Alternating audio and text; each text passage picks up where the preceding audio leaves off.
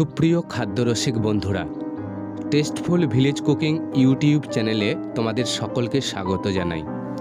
আশা করি তোমরা সবাই খুব ভালো আছো। সকলকে নববর্ষের শুভেচ্ছা জানিয়ে আজ তোমাদের সাথে শেয়ার করতে চলেছি পাকা বেলের শরবত নিয়ে। এই গরমে শরীর ঠান্ডা রাখতে সত্যিই পাকা বেলের শরবতের জুড়ি মেলা ভার এবং খুব সহজেই বাড়িতে বানানো যায়। তাহলে চলো কিভাবে পাকা বেলের শরবত বানাবে দেখে নিই। তার আগে তোমাদের কাছে ছোট্ট অনুরোধ, ভিডিওটি যদি সত্যিই ভালো লেগে থাকে তাহলে অবশ্যই চ্যানেলটি সাবস্ক্রাইব করো এবং বেল আইকনটি প্রেস করে নোটিফিকেশন অল করে রেখো,